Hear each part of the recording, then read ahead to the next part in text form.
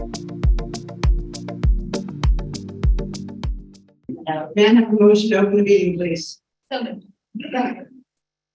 All in favor? Aye. Aye. Please stand for the pledge of allegiance.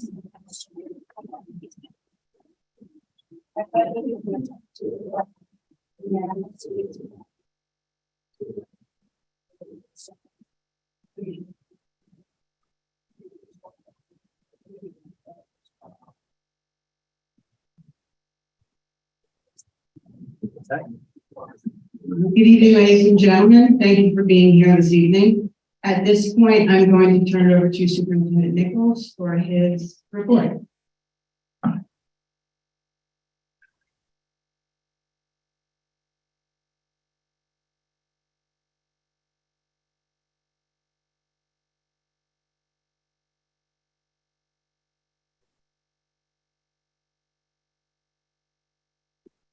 Good evening, everyone. Can you hear me? I want to start by thanking everyone for coming this evening. My name is Jeff Nichols, I'm superintendent. I hear you. Can't hear me? Yes. How about now? Better. So I want to welcome everybody and thank you for coming to tonight's forum.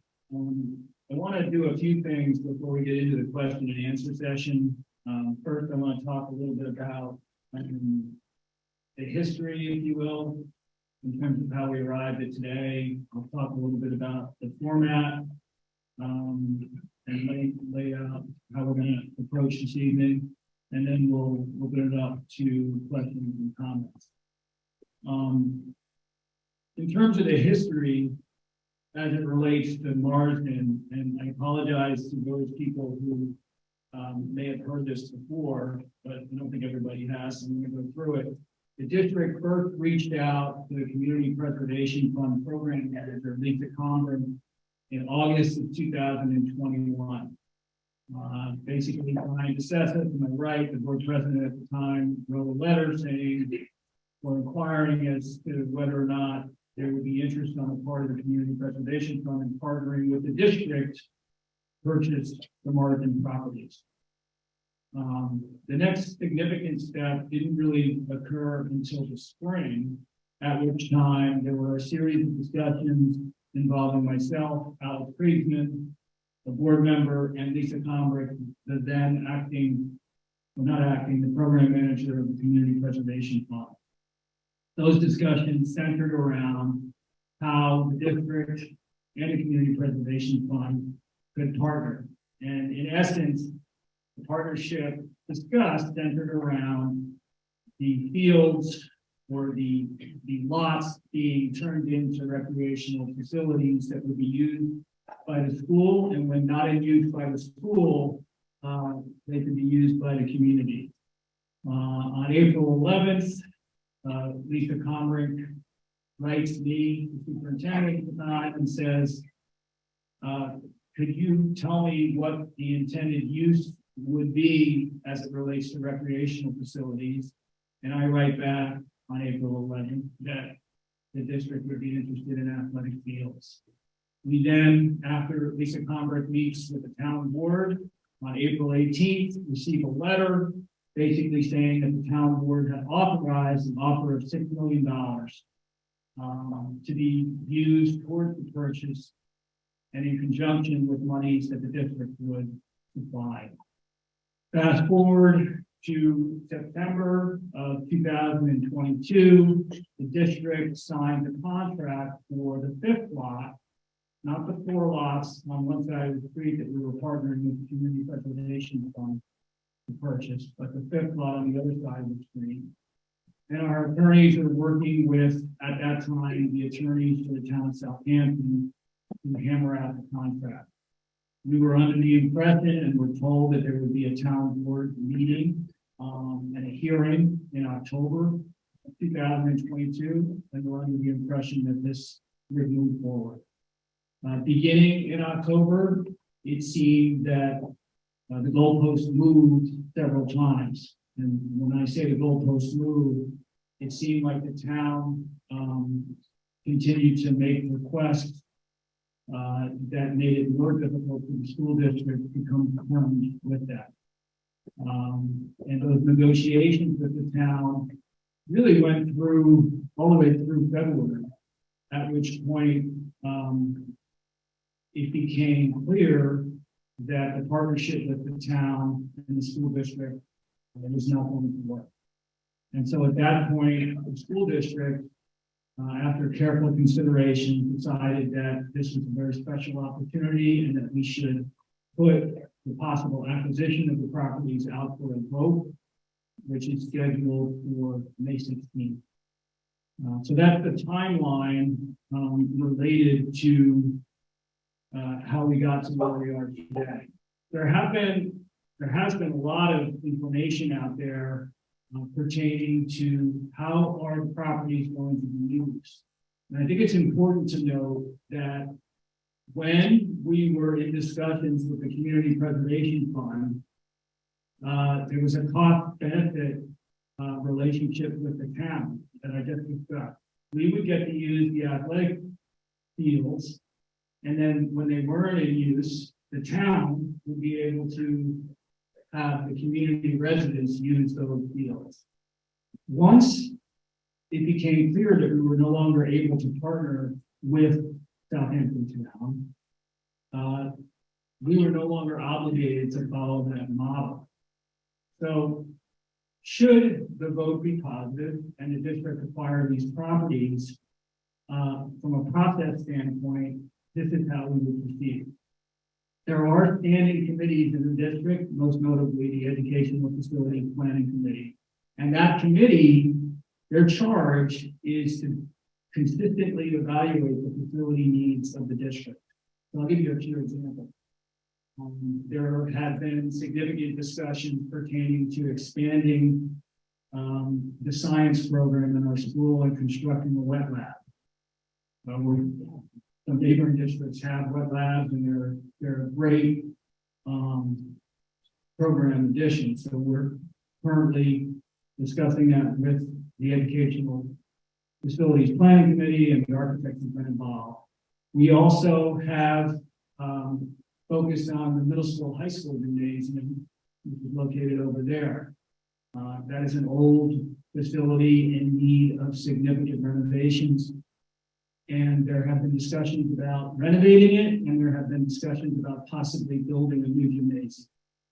So the reason I bring this up is if the district were to acquire the Marsden property, they would consider the facility needs of the district in sum total. They would share those facility needs with the community. The community would provide feedback, and based on that feedback, the Board of Education would make a decision as to how to proceed. So one of the possibilities is maybe we build a gymnasium on Marsden. Maybe that's the first thing that we do. Maybe we renovate the existing gymnasium, and that's the priority. Maybe we build a wet lab on Marsden. Maybe we somehow build a wet lab within the current infrastructure. The point is that we're not locked into any plan with regard to Marsden. Now, I should say that one of the facility needs that the district has said that exists, and it still exists, is a shortage of athletic fields. For those of you who are not familiar with some of the challenges that are unique to Sag Harbor, we have a very small footprint in terms of the acreage around the school. So if you go to neighboring schools and you look at Southampton or East Hampton, they have expansive fields around their school. We don't have that. We're lucky that we have a relationship with Matchastin Park that, for the most part, addresses those concerns. But the opportunity to acquire land adjacent to the school would increase our flexibility as it relates to facility needs now and in the future. So that is why we're putting it out for a vote. But I want to be abundantly clear that from a process standpoint, should we acquire the property, there is no specific plan as to how to proceed beyond what I just said from a process standpoint. So that's a summary of how things would go should we acquire the property. With regard to tonight's forum, the way that we would like to proceed, we are going to have two individuals, one to my right, our Director of Pupil Personnel Services, Ms. Rodriguez Mora, and one to my left, the middle school, high school principal, Ms. Carriero. They each have a microphone. And what they're going to do is they're going to, after we identify a person for a comment or a question, they will go with the microphone to you. You will make your comment or ask a question. And then you will sit down, and then we'll do our best to answer it. We're going to try to get through everybody who's present. And if we're able to do that within the time frame that we've established, which is basically 6:30 to 8 p.m., if we're able to get through everybody in the audience, then we will consider online questions for those who are attending remotely. I want to emphasize that our goal tonight is to get as much factual information out to everybody in the community so that they can make an informed vote. It's not our job to convince you to vote yes or no. Our job is to make sure that the accurate information is out there so that people, when they render their vote, they're rendering a vote based on factual information. I do want to make a comment proactively. There are several lawsuits pending litigation that's out there, and I would rather not mention names. So if you are listed in pending litigation against the district, please do not ask a question because on the advice of counsel, we're not permitted to respond. Additionally, the pending litigation focuses on the State Environmental Quality Review Act. So any questions pertaining to SEQA on advice of counsel, we're not permitted to respond. I want to be clear on those two issues prior to starting the court. I would ask that everybody be respectful. Again, we can agree to disagree agreeably, and the goal here is to just get accurate information out so that people can make an informed decision. So with that, why don't I just ask if any board members have anything to add before I turn it over to Mr. Shangle. I'm going to cover that. Yeah. So the last piece before turning it over to the community justice to touch upon the finances so that the public is very clear as to the impact if you're a taxpayer in the district and what you're being asked to vote on. So with that, I'm going to turn it over to our business administrator, Jennifer Buscemi, who's going to talk very briefly about two slides that provide a pretty accurate summary of the financial implications. Jennifer? Yes, hello, good evening, everyone. So the next slide. Second. So the proposition is approved by the voters on May 15th. The district will begin the process of seeking a $6 million bond anticipation note in July. In addition, $3,425,000 will be withdrawn from the district's facilities improvement capital reserve fund, and there is no requirement to replenish these reserve funds. The $6 million bond anticipation note can be issued for up to 5 years before it must be converted into bonds. Interest on the bond is due in year 1, and principal must be paid down in years 2 through 5. The district can convert the debt into bonds at any time during the 5 years if interest rates become more favorable than they are right now. So right now we are developing our 23-24 budget, and the approval of this proposition will have no impact on our 23-24 budget or tax levy. For 24-25, voters will see a small impact as we would have to start paying down the interest on the bond. And for the first year during 24-25, the tax levy impact would be $18.14 per year on a home valued at $1 million. Going forward, we would have to pay down principal on the bond also. So that impact would range anywhere from $28.94 per year to $29.20 per year, going out to $28.29.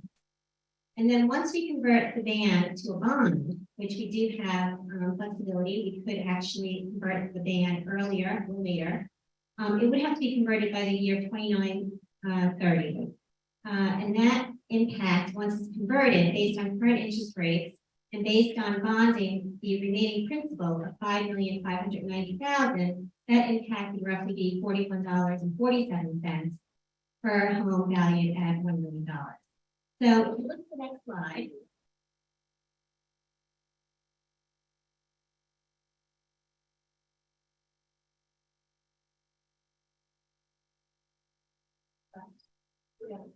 So this is a 20-year impact. If we did issue a bond for 5 years, and we did go ahead and issue a bond for the remaining 15 years. So the 20-year impact for an average taxpayer with home value of $1 million based on current assessed values and equalization rates would be $756.50. And you can see that each year the additional cost of taxpayers will vary because once the tax and the debt service is in the tax levy, that would not change from year to year. So for the first few years, taxpayers will see a slight additional cost, but once we're past that first year of the bond, that $31.47 really would not be an additional cost because the cost would already be embedded in the budget and in the existing tax levy.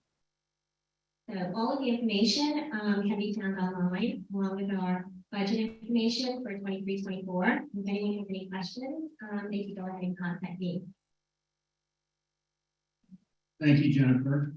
That completes the presentation from the district, so we can proceed with the question and answer portion. Again, Ms. Carriero and Ms. Rodriguez Mora will be bringing microphones to those attendees who have questions or comments. So I'll identify those people. Please raise your hand if you'd like to comment.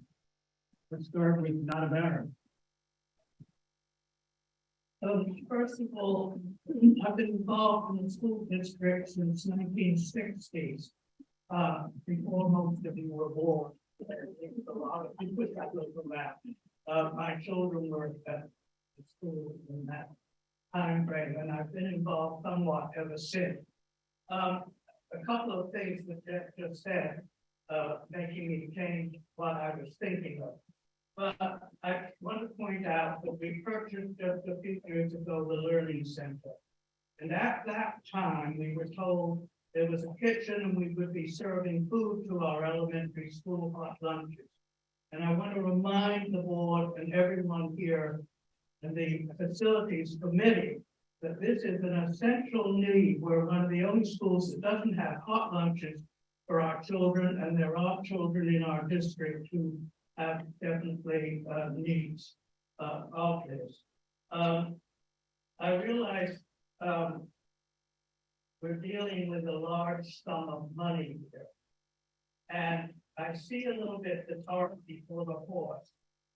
But I feel that this vote was pushed because I can understand various reasons for May 16th, because it's the budget vote and that facilitates anyhow. There are a number of ways in which I can see that happen. But I want to say that there are a limited number, if it should turn into an athletic field, there are a limited number of students, and I know we're going to be discussing this in the future, and our backtrack will be a little awkward at the minute. I was saying this tonight because until a few minutes ago, Scott Fisher explained to me how when I'm at home and on Zoom, I can ask a question. And up until now, I've listened to a number of the things going on with the boards and presentations and not known how I could get on to do that. And I know the village board, it's very easy, and the town of Southampton, it's easy. And I will venture off again to say that the Zoom notice for this meeting was not apparent and isn't apparent easily for most of the village. And Scott, again, thank you, has just explained, and going to email me how one gets onto the school board first, but that shouldn't necessarily have to happen.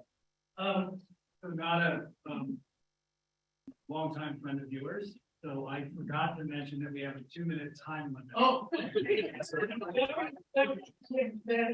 say that I feel very strongly, and I'd like more about this. The 75 a parking field for 75 people in an historical neighborhood is to me a no-no. Thank you.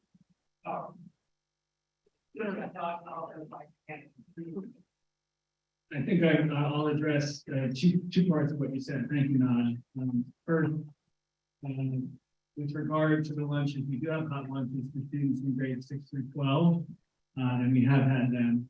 And but you are correct that the elementary school does not have hot lunches. So that you are correct in stating that that remains a facility need, and that is something that has been discussed in the Education Facilities Planning Committee. With regard to the parking lot, I want to be clear that the request for a parking plan came from the town of Southampton. So the town of Southampton, I received an email from Jacqueline Fenley, who's now, I think, the new program manager, who was acting at the time, which laid out the terms and conditions that the district had to meet in order to move forward with what we thought was going to be a deal at the time. So in response to that letter, we submitted a parking plan to the town. And the town had been very clear with us, Jay Schneiderman had been clear with me that he wanted parking on that 5th lot because he wanted the residents to have a place to park if they were to use the facility.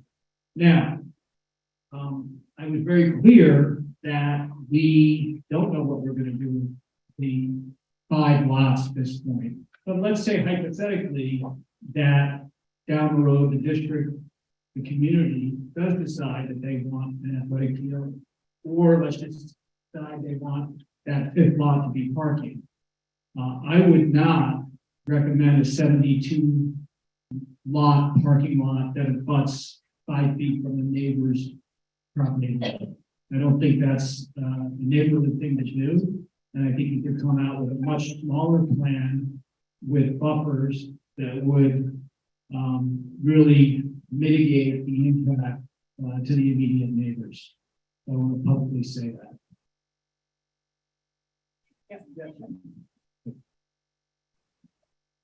So first, I also agree with the 72 car parking lot is not something that I don't want. I don't think anyone else would want it. It was something that was a requirement of CPF, but on the lunch point, I just don't want anyone to think, and I'm not suggesting you're proposing this at all, but I don't want anyone to think that it's an either or, that we're trying to pay for a field and not provide lunches. We have piloted this year and the last few years a grab and go lunch program for the elementary school that started this year. So that, and I mentioned that just because the hot lunches in elementary school is actually something that's also very important to me, and I've been asking for it for a while. And it has turned out to be slightly more complicated, especially for these COVID years that we're still coming out of. But every kid that is eligible for free and reduced lunch is getting it in K through or pre-K through 12. And so not just 6 to 12. And any kid that wants it, regardless of whether they are on free or reduced lunch, can access lunch in the elementary school. They can get a grab and go lunch. So I just want to clarify that. I realize it has nothing to do with the Marsden purchase, but to the extent that people think that we are prioritizing certain things over others, I wanted to make sure that was clear. Thank you, Jordana. Ms. Levy. I was glad that Nada brought up the food program. It's something that particularly sticks in my head. I've worked for years with children living in poverty who were food insecure. A grab and go lunch for a child who is food insecure is not sufficient, and it should be on top of your priorities. Yeah. But let me go to your statement, Mr. Nichols, about the process. The process you're describing with the Educational Facilities Planning Committee in a responsible planning process should happen before the vote to extend your debt load by millions of dollars, not after that vote. And so the taxpayers in this room can make their own determination about what are the highest priorities of this district Would you please tell me, and please include the elementary school in Stella Maris in it, would you please tell me what you think are the 5 highest priorities of this district, facilities priorities, and if you can't answer that, we shouldn't be voting in this referendum.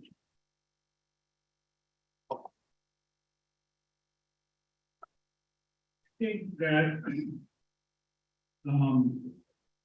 there are a couple of elements to your statement and your question. The first is that you make a comment that we should not be proceeding with putting out a vote unless you are implying that we have a specific plan associated with the development of the property. I respectfully disagree with that. And one of the reasons I do is that, and I referenced this earlier, the opportunity to acquire land adjacent to the school district simply does not come around all that often. We have a limited footprint, and the opportunity to acquire land adjacent to the school, I said this earlier, will increase our flexibility as it relates to facilities now and in the future. I did mention some priorities earlier. I talked about the middle school, high school gym. I talked about possibly expanding the science program. I talked about athletic fields. I talked about parking. So those are 4 things that I've identified. I think that's sufficient to answer your questions at this point.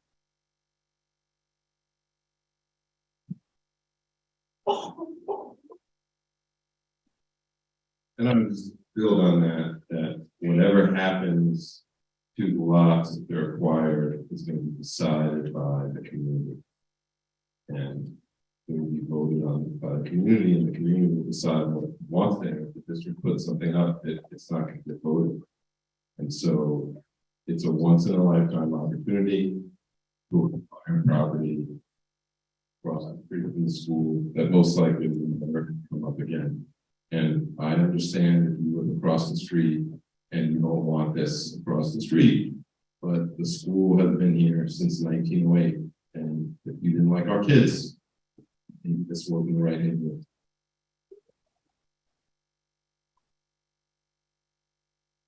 I do want to say to the audience that I don't want this to happen tonight. I don't want people to clap. That was a very comment So about the neighbor. what I was going to say is that I really do not want this to turn into a situation where people ask questions, and then there's cheers or boos. So please, let's keep this cordial and let people ask their questions, and let's provide factual information. But a personal attack is not. Excuse me, but please, we're not going to do back and forth tonight. We're going to raise our hands. We're going to keep this very professional. And like Jeff said, we will shut it down if it continues to go like that. So let's just try to get the facts out and answer people's questions. Mr. Nick. That statement came from a board member. That we have another politician who's dividing neighbors from each other. Sir, can you sit down? Sir, please. Peter, I think shall let that far longer than you've been alive. And that is unacceptable. Sir, I'm asking respectfully that you Sit down. Thank you. Thank you. Thank you. So let's go on. I want to try to get to everybody once before we go back to people for a second question. So let's see a hand of anybody else. Yes, sir. And I'm sorry if I don't know everybody's name. We addressed the 72 parking slots.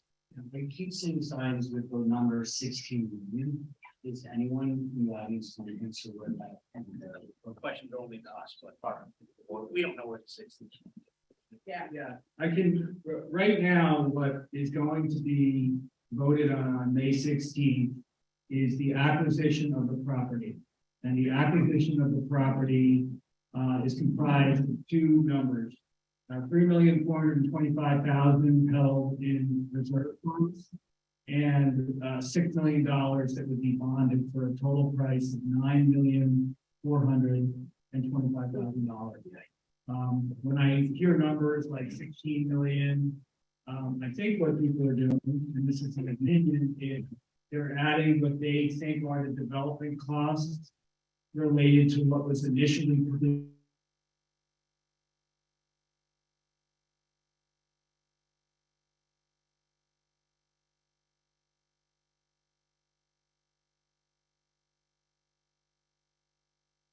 Entirely different. And by the way, one of the things that could happen, I mentioned this earlier, is it's entirely possible that the district acquires the property, and once we prioritize our needs, we don't do anything with Marsden for a period of time. It depends on whether the facility needs dovetail with Marsden. Yes, this gentleman right here.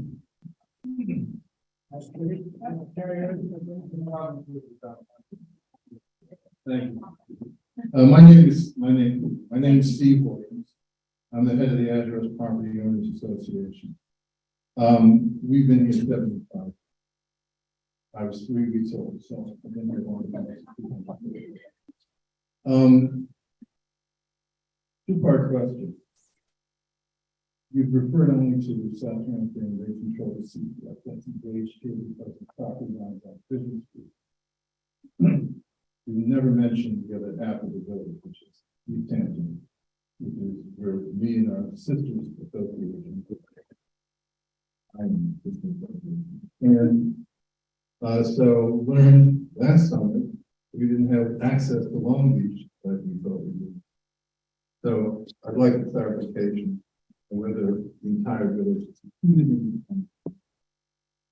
But the second point here, we have two of the finest land use attorneys sitting next to each other on Long Island. From a video I saw that was 4 minutes long, some very devoted questions there. And it seemed like a lot of due diligence had not been done on the investment in school. I'm in real estate also. Piece of property. All pieces of property are not equal. Despite the fact that it says location, condition, even more important. I will just give you one example. And I'll just give you one example. Thank you. There's a property in West Hampton that's 32 acres long, large, being offered for $6 million. It has the potential to be developed into 42,000 units with subdivision. But it's next to an environmentally impacted area, and it has environmental issues on it that have been passed by the real estate community. Have you done the due diligence, or should you delay making this purchase until you invest $40,000 or $50,000 to do phase 1, phase 2, if necessary, topography, the topographical, and all the other things that anyone would do in a rudimentary for a situation where they could get back their deposit if the land didn't meet their qualifications? Sure. So we did conduct a phase 1 and a phase 2 study, and they're on.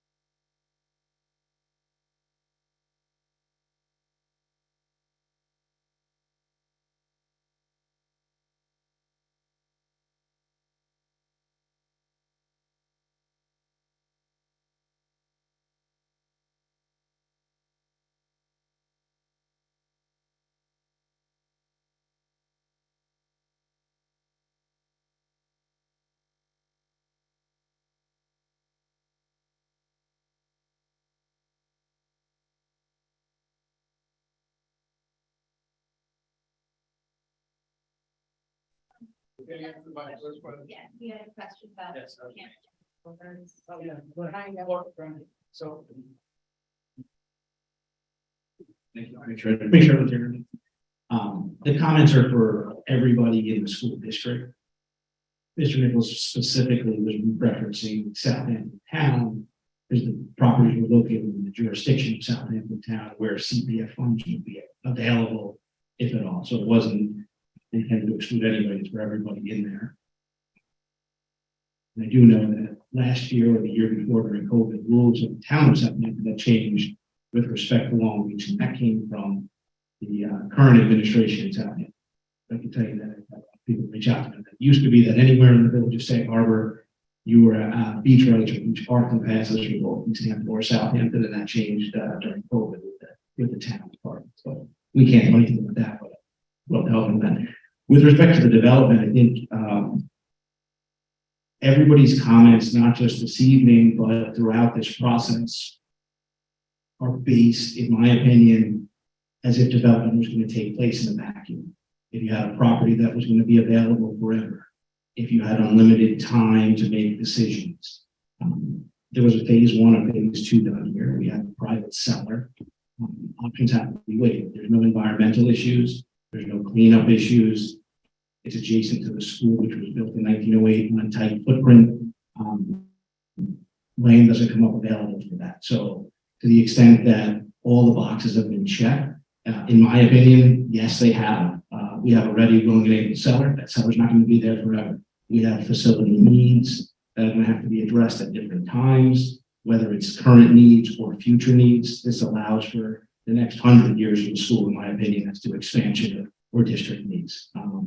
So, my opinion, Woodworth, that all the boxes have been checked in terms of determining the development of the property for what we're considering now, and not putting us into a precarious situation where we're stuck with an environmental cleanup or something similar to reference in West Hampton. Next question, let's go with the gentleman with his hand raised.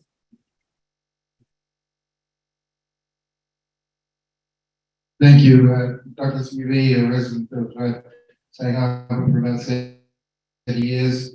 I think one of the challenges we're facing is that it's been very hard to understand exactly what the plans are. I understand that completely that since March 20th, the quotes have been no plans, but before that, there was some very specific plans. The $16.2 million came, Superintendent Nichols, from the February 28th public hearing. There were numbers that you and your advisors presented, and simple arithmetic, so no question as to where the numbers came from. So, you know, that this continuing, when this came out of thin air is just really quite remarkable. At that same meeting, you said to in public hearing on this site acquisition that really nothing had changed much from the beginning. You described needs for the school district, quote, we have a lot of middle school kids and high school kids daily going down to Marsden Park, Remain Avenue. You continued the opportunity to have land adjacent to the school where some of our middle school and high school kids can practice and play their games is really a home run for the district. The Supervisor Schneiderman announced that recently post-meal could not be built. Is there a plan B? You replied, no, there wouldn't be. It would be off.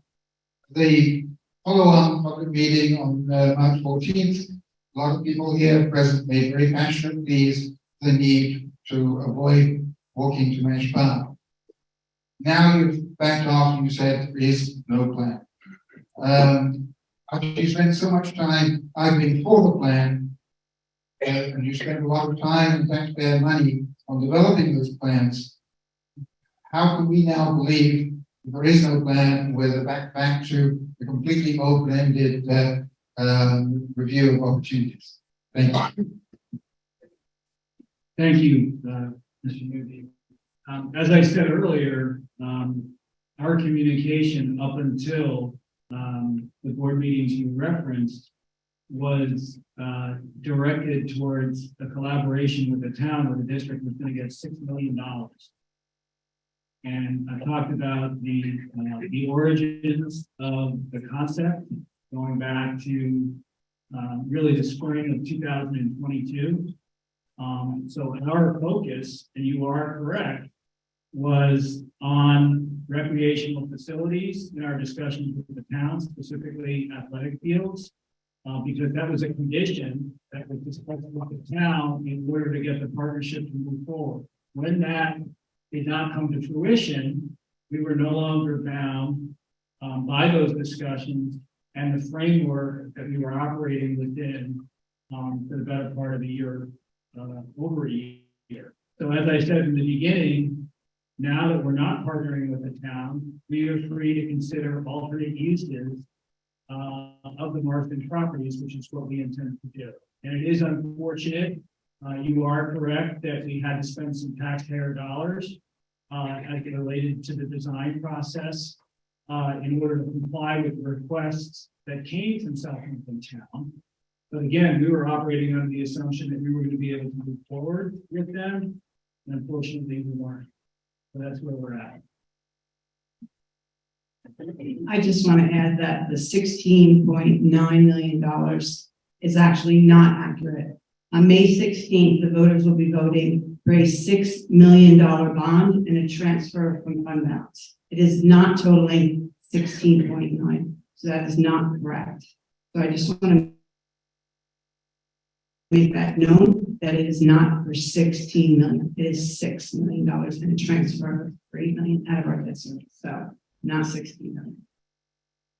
I also understand too, taxpayer money was spent to make sure that we're buying a clean property and a good property, a phase one, a phase two, and surveys. We're going to make sure we know what we're getting and what we're asking the taxpayers to vote on. So to be clear, that was money well spent, in my opinion.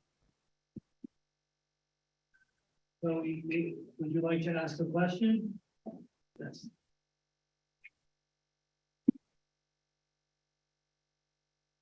We want the field and we'll get the field.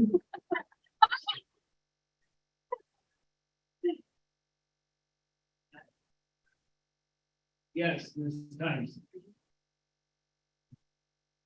First of all, thank you for having this forum. I appreciate it. I have 3 daughters that graduated through this district. I'm very grateful, and I've spent most of my life in Sag Harbor. I just, first of all, want to go on the record to say that I do believe that most of the neighbors are supportive of children. And I assume that most of the people in the community are supportive of children. I would imagine if you're a neighbor, you may have some other issues with this, financial or otherwise. Not everybody wants to have the open property next to them developed, so, and that's personal interest. But I do want to go on record to say that I understand why some people may be confused, because the circumstances dramatically changed when the town board of Southampton no longer had the CPF funds for the project. And so the district needed to pivot, but it did open up a wider opportunity, which I think long-term will benefit the district. I also want to ask those in the community that continue to post and have signs promoting an inaccurate amount of money being asked, and also a 72 spot parking lot, to please take those posts down and remove those signs. It's clear, it's on record, there is proof that is false. And I know that good people are behind that effort, and I can't believe that they would want to lie to the community. So I'm asking you not to do that. And whether you're for or against the project, I hope everyone turns out to. Yes, Ms. Fordham, but not Ms. Fordham now. I'll report them. I'll report them. I'll take them. Hi, I'm Kirsten Simmons. I feel like what would be a great next question to ask, if you are able to ask it, if on May, when the vote happens and everyone turns out and their opinion is heard, if we acquire the land, the next steps of how would our village decide? What would the school district be putting out a survey? Would there be multiple public forums like this again? How would that get dispensed throughout the village? Would it be village meetings? Just how would we get everyone's opinion on what should happen with the land. Great question. So, if the district were to acquire property, I think we would do several of the things you just referenced. So we would survey the community, and earlier Nada had mentioned that she thought that there could be greater outreach to reach other parts of the community, and I think she's correct. And to that end, you know, we took an ad out in the Sag Harbor Express about 2 months ago, informing people how to opt into the email system because we want to get our reach to be as broad as possible. So we'll probably take out another ad to increase the extent to which we can communicate with the residents. We probably would consider a newsletter addressing this and additional forums as well. But the goal would be to articulate to the community in a survey what the primary facility issues are, and then ask the community what it is that they value, and that information that we receive would then guide us in terms of next steps. Thank you. Welcome. Yes, woman in the back.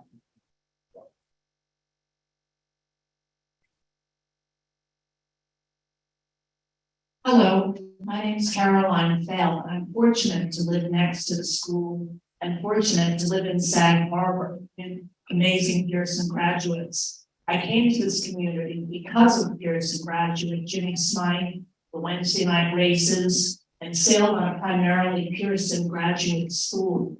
And when my parents died, my mother passed away, my father now has dementia. The thing that struck me the most about Sag Harbor was the inclusivity and the kindness that Pearson has fostered over the years. So, Mr. Kriegsman, when you take comments like that, I feel that's very Pearson-like. Bring this community together. We all want to see the children do well. You have a great science department. You offer so much. Let's bring the community back together regardless of the outcome, please. Thank you. Yeah, let's try to keep the clapping as per my previous comment. Sure. Thanks for your comment. I'll respond because that was directed at me. We've been talking about this topic in the community for many months now, and there are a small group of neighbors who have been making some false and misleading statements, and I'm responding to that. And that's not a personal attack, it's substantive. There's a group of people in the fall who put signs around town saying it's a $26 million project. The author of that number was interviewed on the newspaper, and it became clear that that was a completely made up number. So pointing out that someone is making a false statement is not a personal attack. Similarly, there has been a lot of folks who live adjacent to the project talk about turf or school lunches or other considerations, not mentioning that they live in the neighborhood. That's misleading. I got involved in the school district as someone who's against having a chrome rubber field on the school. I never saw a single one of these people at a meeting or talking about turf. And so, in my opinion, when someone is repeatedly bringing up issues that they're not really concerned about and concealing what their true concern is, that's misleading. So for me to respond to that and point that out is not a personal attack, it's substantive, and that's why I made it. We're gonna go with this. We're gonna go with gentleman in the back. Thank you, Ms. Rodriguez Mora.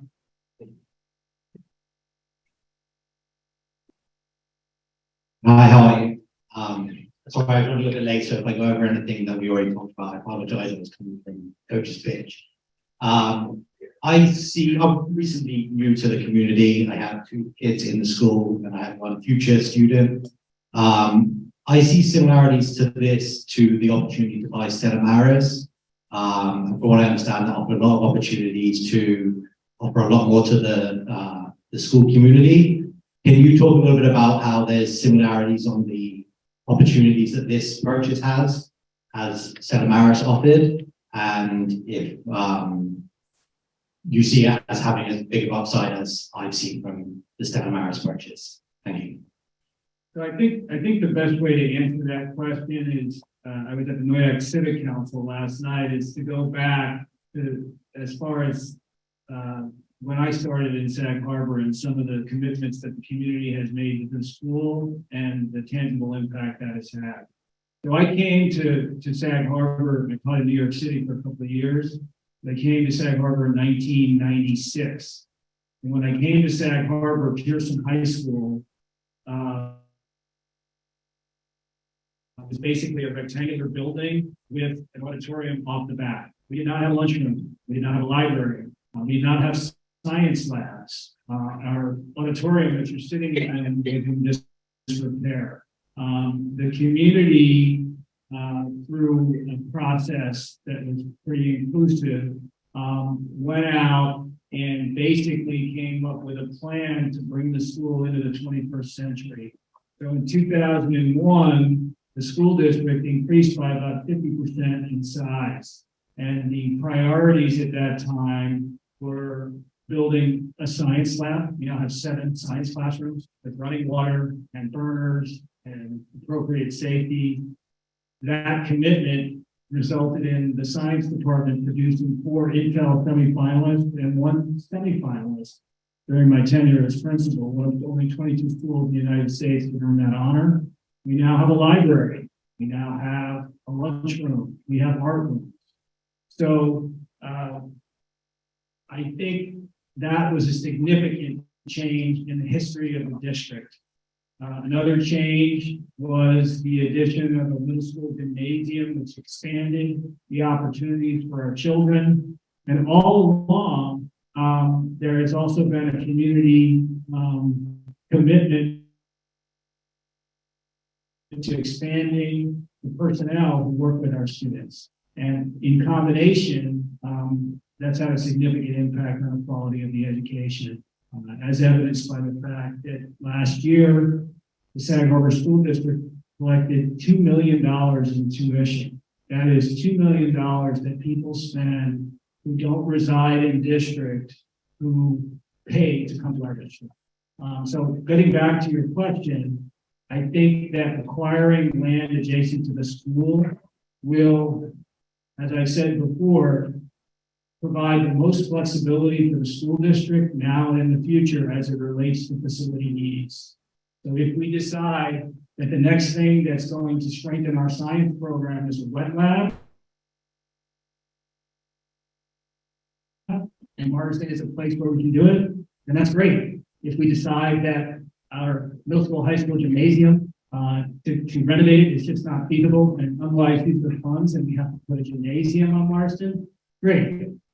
But much like Stella Maris expanded the quality of the pre-K to 12 educational program, acquiring this land is going to, in my opinion, increase the possibility for future improvements in the district.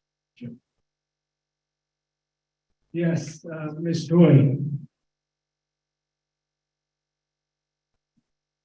Hi, it's me, Megan Toy, back in Pearson.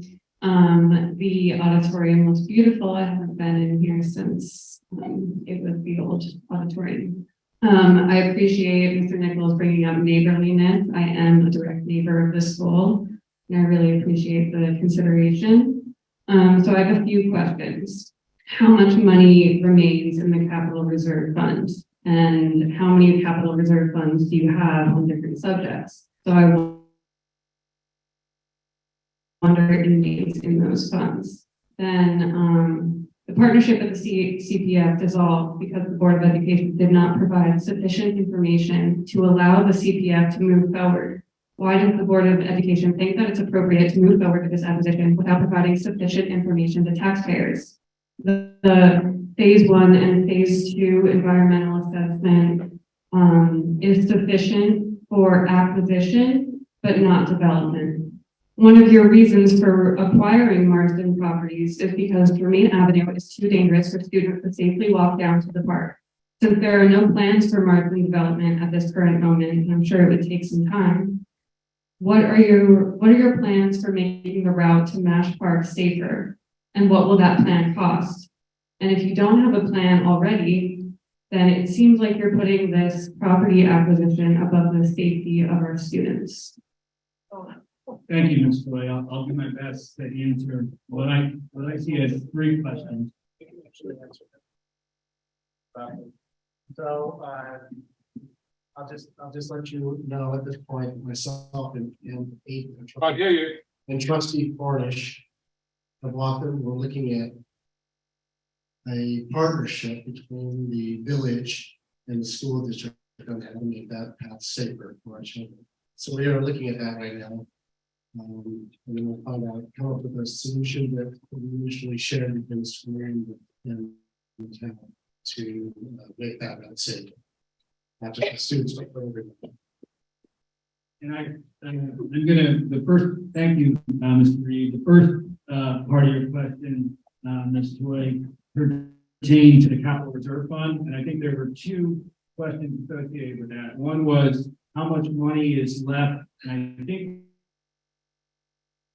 you were referring to the specific capital reserve fund where we're taking the $3,425,000 out, and then how much reserve funds do we have elsewhere within the school district budget. So I'll turn that over to Ms. Buscemi. I know that the one capital reserve fund does not have much left, but go ahead.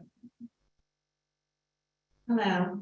So we have 2 capital reserve funds. We have the Facilities Improvement Capital Reserve Fund, and then we also have a Transportation Reserve Fund that we could use to replace school buses. So our facilities capital improvement reserve fund is the fund that we would be using for this purchase. When we closed the year last year at June 30th, our balance in the fund was $3,445,122. At the end of this year, we will plan on putting another $1.5 million into that reserve, and the board will approve that deposit sometime it's probably going to be the last board meeting in May. So at the end of this year, we would have close to $5 million in that reserve fund, and then if we go out in July and make this purchase, then we would have roughly that 1.5 in the reserve at that time left over. Oh, and the Transportation Reserve Fund, the Fleet Replacement Reserve has a balance of $1.7 million in it. And we do have a lot of other reserve funds. The other reserve fund related specifically to facilities, the Repair Reserve Fund. We closed the year on June 30th with a balance of $1.3 million. We just used that $350,000 to repair our roof. So we have just under $1 million left in our Repair Reserve Fund. And we will also have a proposition on the ballot on May 16th to authorize us to open up a reserve fund for technology and security upgrade. And that would also not have an impact on tax levy or the budget for next year, but that would give us another mechanism to save money for any of those future needs for our facilities. Wanted to just add. Okay. I just want to say, we're asking the community for a big bond, and it's important to look, I think, at the district's financing as a whole. We have a track record of not only healthy reserves, but an excellent bond rating. We've got, I think, every year since they've counted, our tax rate increase has been below the cap. This year, it's less than half the cap in a very high inflation environment. Great credit to Jennifer and the work that they're doing in the business office. And I think that's a relevant part of the conversation as we talk about the proposed bond.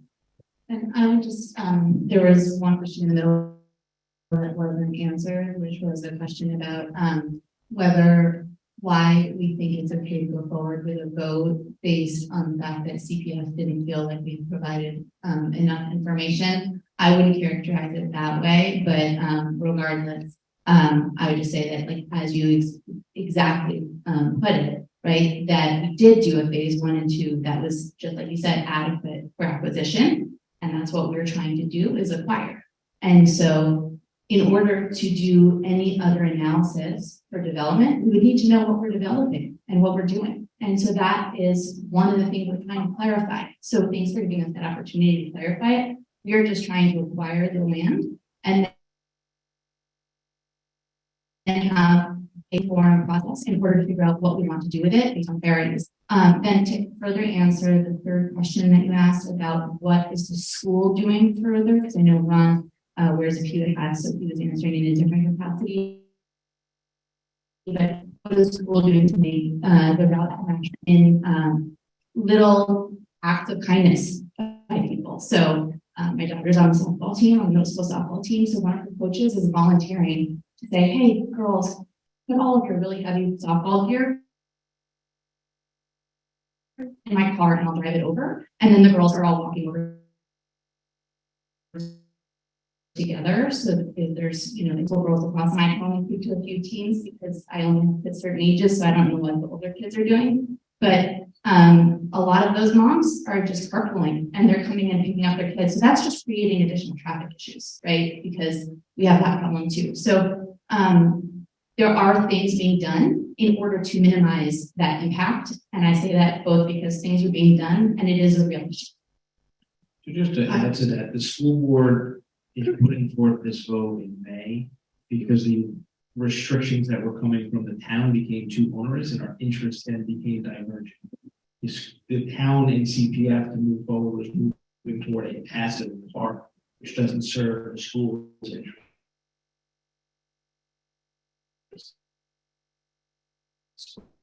Or help the school and any partnership in the future with CPF when it's up. I'm just going to add that every year we have an internal and an external.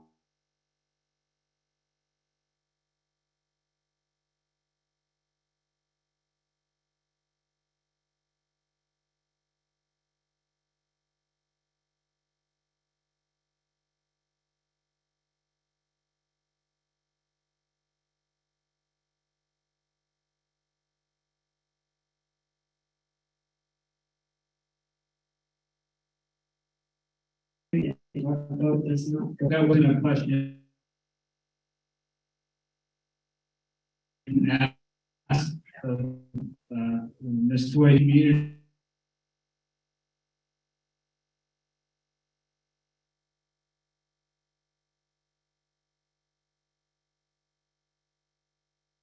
If there is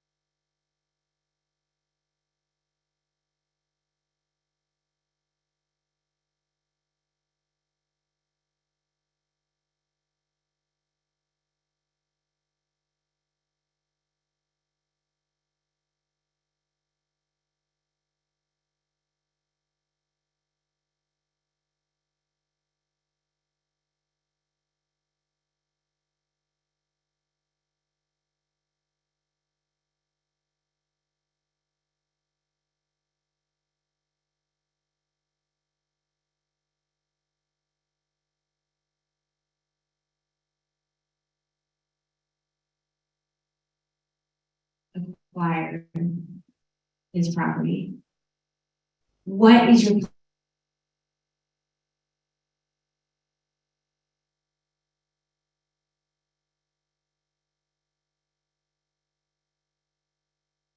plan?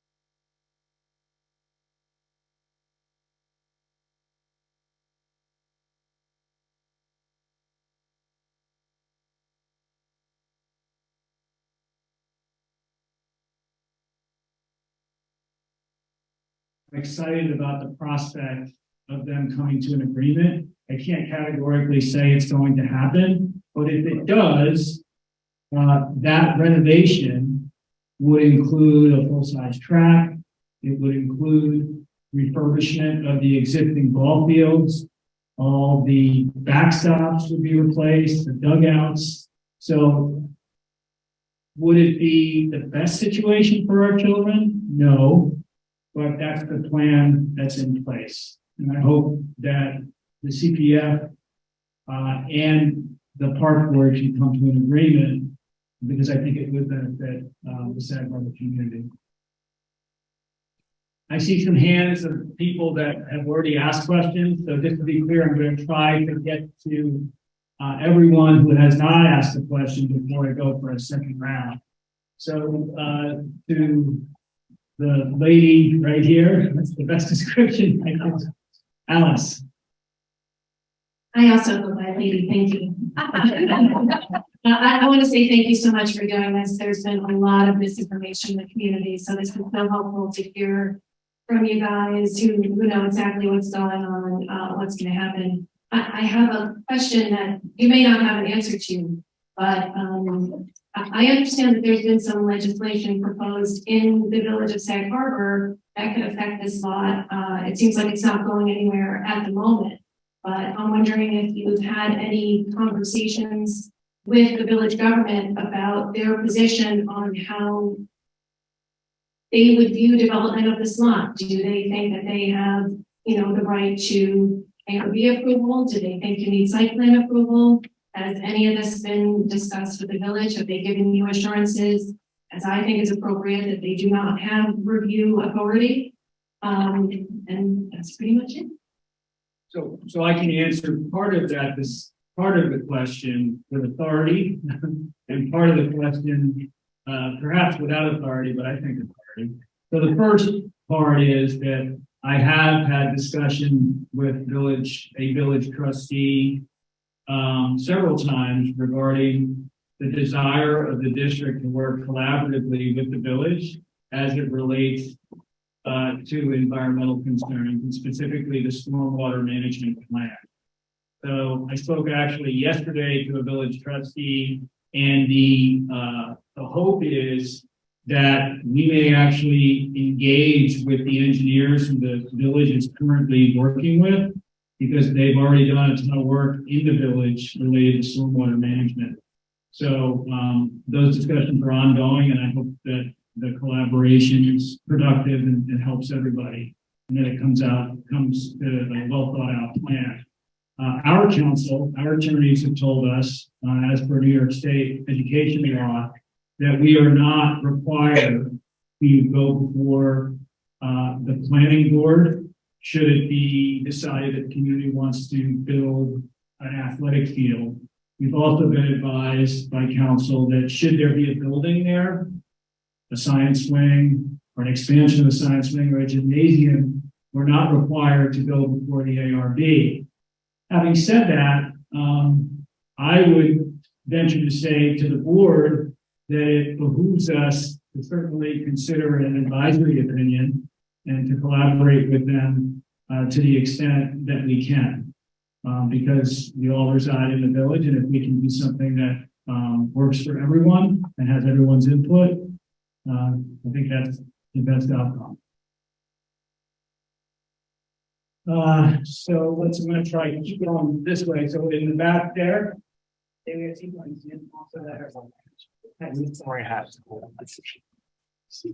but we have to get everybody in the audience first. Hi, good evening. My name is Bridget Renaud. I'm a new parent to the community and a new homeowner. I'm trying to absorb so much information here, and it's really quite overwhelming. The one thing I will observe, it just seems like such a dynamic situation. And so many people put countless hours into this. So it seems, exhausting to me, all the permutations, but it is quite dynamic, and I believe it will land in a good place. I'm hopeful as a parent.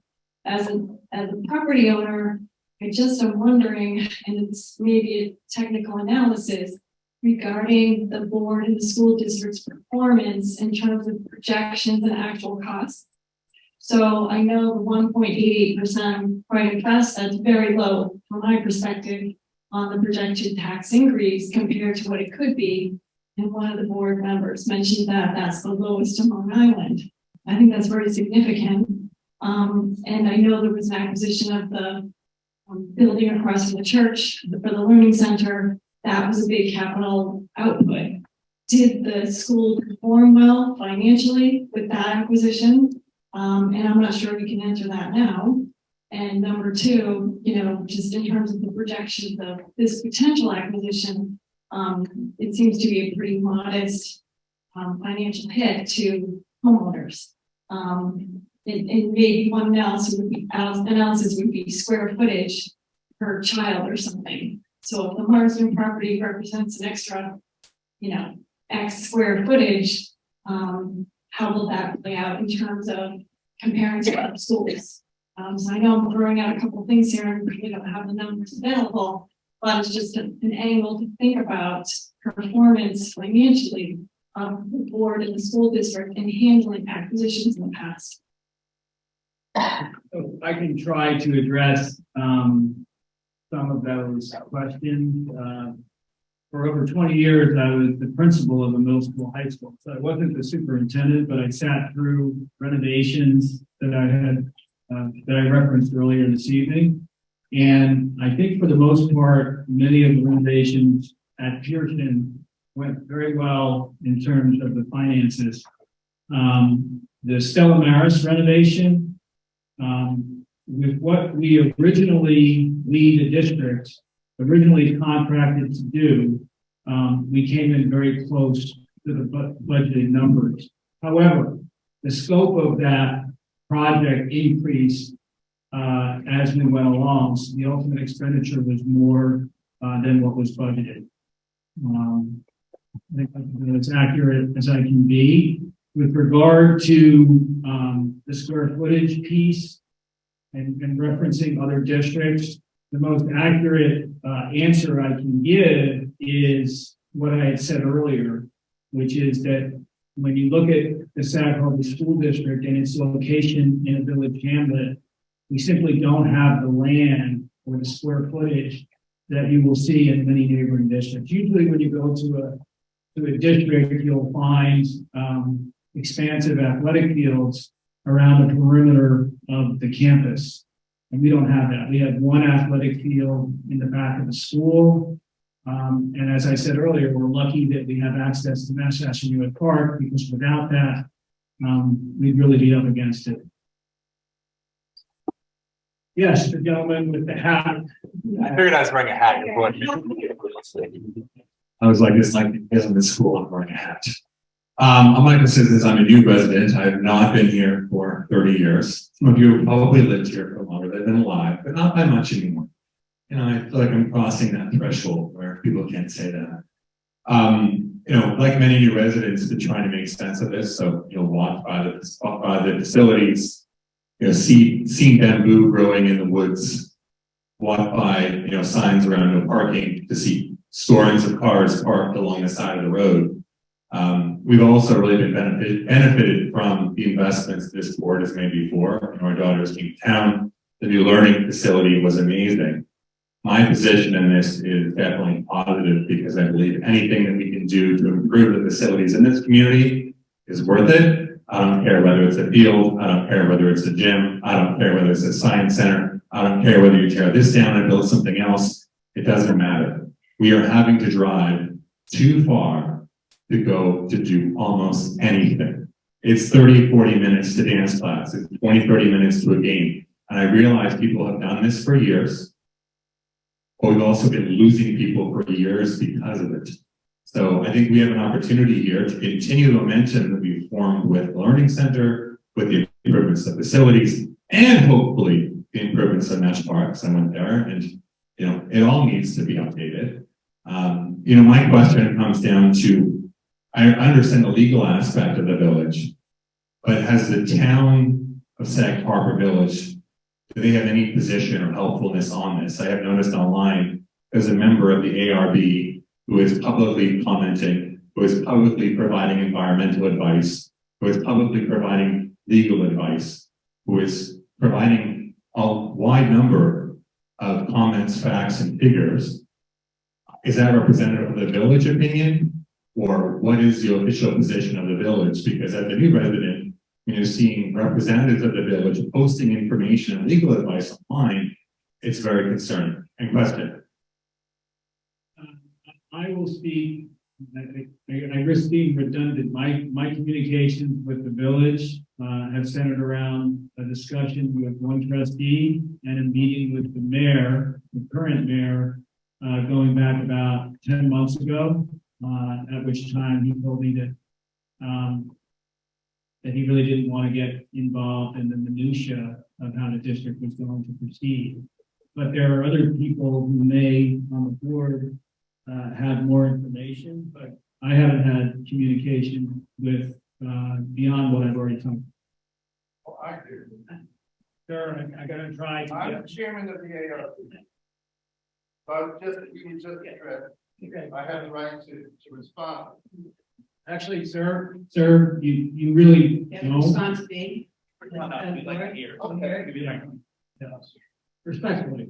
As with all of the board, can you hear me? I'm gonna give the mic. There's people on the mic too. As with all of the boards in the village,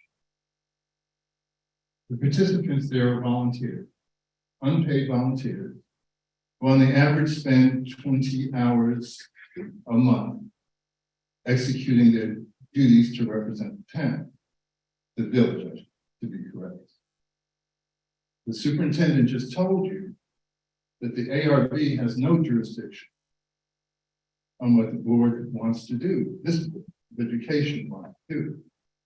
Therefore, it's perfectly appropriate for private volunteer citizens to indicate their thoughts about any project in the public domain. Here we are being asked to pay taxes. Sometimes how a message is delivered is more important than the message. In this case, I think the message has brought about division and anxiety that's been unnecessary. We need to be critical. I just want to give a suggestion. This young lady here, concerned about her son, she sees the purchase of that property as an athletic field that will allow him to be home more often and more frequently and sooner. There's no guarantee because you haven't endorsed that plan, right? So there's no guarantee that her goals are going to be met. You have told us there are many options, many different things that need to be evaluated after you purchase. Now, as the president of Homeowners Association, I'm concerned about the taxes, but they're minuscule. They're not even a glass of wine any place here, right? So that's not the issue. It's the principle, right? And so my reaction was $13 million to make Hashimoto Park work, throw in a couple of pickleball courts, and you got a deal, okay? And you don't take you don't put in the middle of a historic community something that is so deviant from its history and its culture. You put in a classroom, you put in a lab, you put in something else that's very different.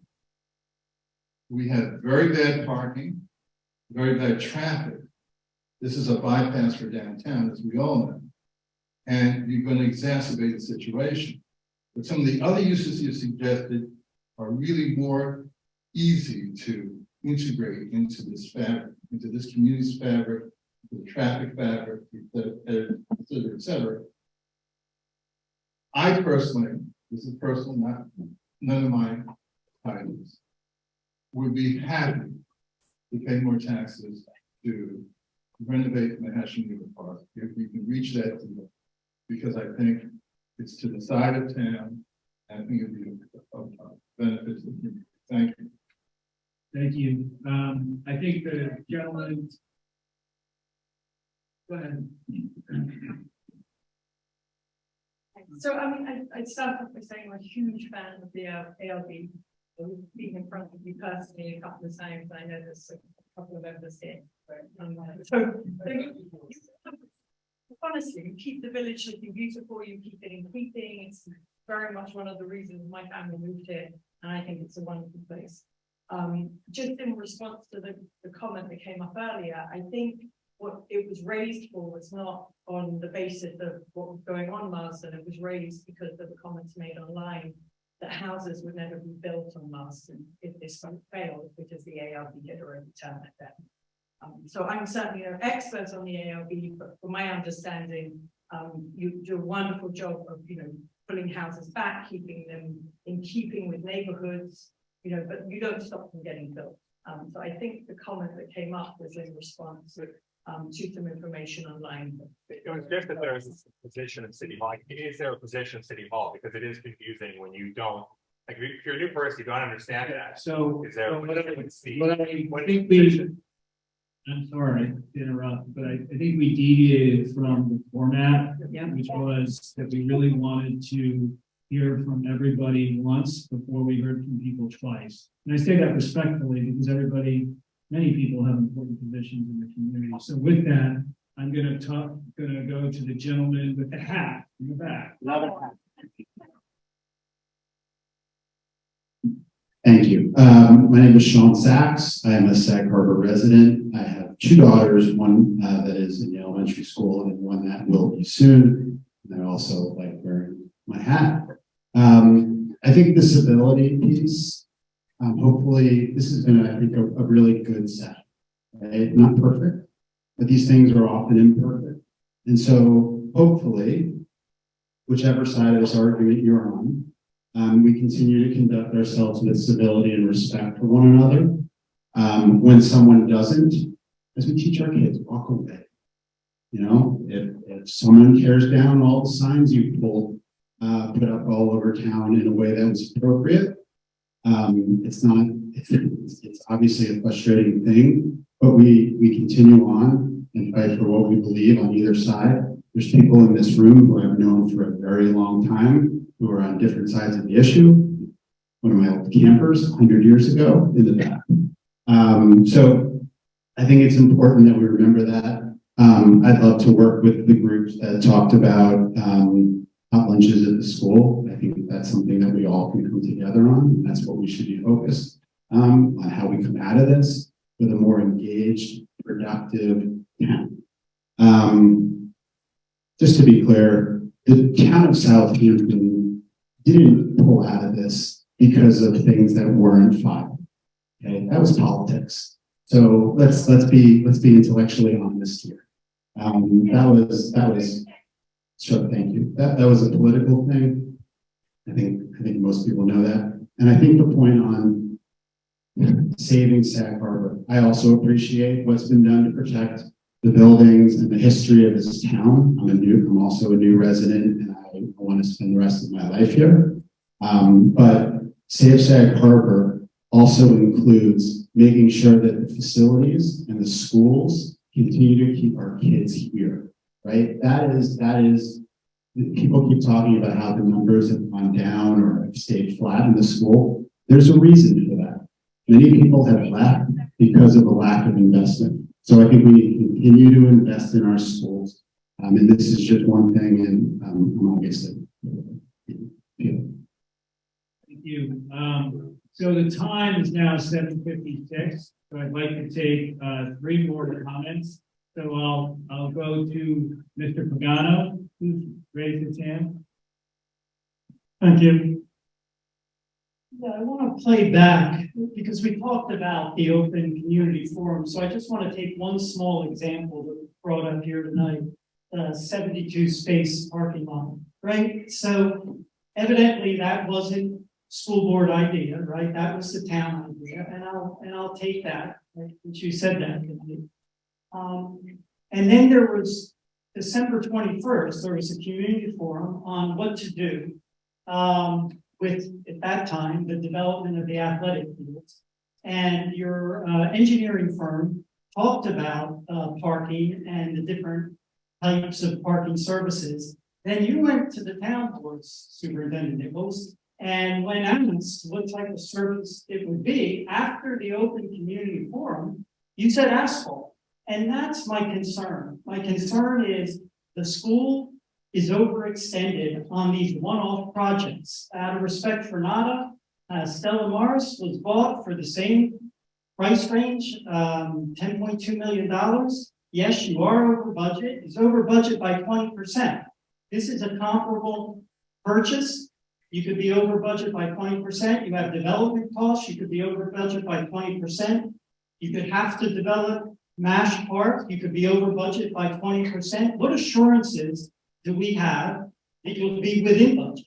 What have you learned? And then also, what assurances do we have in these open forums, since we're not talking about what anything will be there? What assurances do we have after the open forums that the historic village will be intact? 20 seconds. We have a right to know what you tell us. You're telling us tonight all the wonderful possibilities, and then you tell us you don't have to abide by the rules of the village or the town. And that's concerning as a resident of a historic village. Thank you. Ms. Sylvie, did you want to comment? I think there were a lot of comments and there are not that many questions, but to answer one of the questions, which is how we can give assurances that the community forums will develop into There was one question what around who proposed the asphalt parking lot.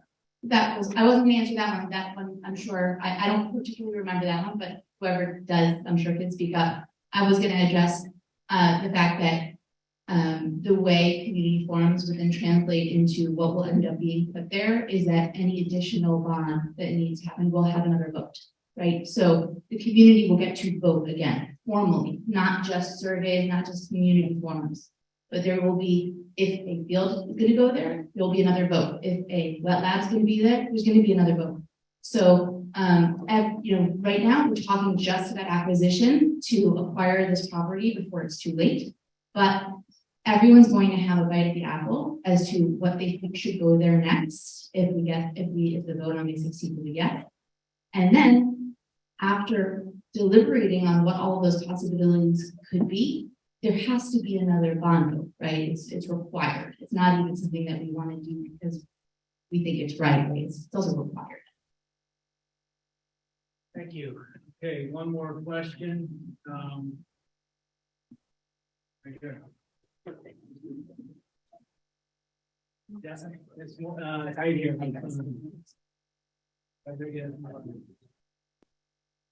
Julianne Everett, I guess we're doing credentials, so I've lived here my whole life. I'm a 2004 Pearson graduate, multiple business owner in Sag Harbor, my husband as well. Son, mother of a 6th grade boy here, and I hope that his children will go here too. Question is, which I hate to ask, but I'm going to do it. What are the plans for the MASH Park contract, since we know that it's up in June? Sure. So the district on the next Board of Education agenda, Mr. Domchek, what's that date? May 8th on the agenda will be a 1-year extension of the MASH Park contract. You're welcome. So I don't 1908. Yeah. So I do want to end it because I wanted to stick to 8 o'clock. And I did say at the beginning that if we got through everyone, we would consider online comments. Unfortunately, we didn't get through everybody, so I apologize to those online attendees that I'm not able to consider their questions. I do want to thank everybody for coming. I think getting the information out is the most important thing. Accurate information. And if anybody has any questions, I'll certainly do my best as superintendent to ask them. You can reach me in my office. So if you have any follow-up questions that weren't asked this evening, please feel free to contact me and I'll do the best I can to answer those questions. So that's fine. I want to clarify a few things from this evening. One, with the question about being over budget. So the vote in May is for the acquisition of the property. Those are fixed numbers. So there's no over budget in the acquisition of the property. So you know what you're voting on in May is the exact numbers for the acquisition of the property. Once it's determined what's gonna happen to the property and what the development is, then the board will put out a vote to the public for a bond. In that bond vote, there'll be a detailed budget. So at that point, it would be the opportunity for anyone to question the budget, if it's going to go over budget, under budget, based on historic performances. So to be clear, here in May, there's no question as to what the cost is going to be, what we're asking you to vote on. And two, because your answer wasn't answered before, from the December meeting to when we presented before the town board, we were given, my recollection, we were given advice from an agent in the town that the parking lot had to be paved for ADA compliance and other compliances. The school board's intent was to have some kind of permeable surface there, but that was advised against in the town. Now that we're going at it alone, we're no longer required to follow some of those guidelines. So in the event there was a parking lot there, which there's not a present plan for, there would be a permeable surface, something to work with the community. Thank you. You want to close the meeting out, Ms. Pearl? Yeah, I would just like to end the meeting with, the vote is May 16th. The vote is for $6 million and a transfer of funds out of fund balance. It is not for a 72 parking lot. It is not for a plastic field. It is not for toxic turf. It is simply for the district to purchase the property. And at this point, I would like to thank everybody for being here this evening. I encourage everybody to vote, and I encourage everybody to have civil and respectful debate on this. In a world we live in, we should be able to agree to disagree, and I'd like to see more of that. So please be safe, and thank you for coming tonight. Can I have a motion to close? All in favor? Aye. Aye. Thank you.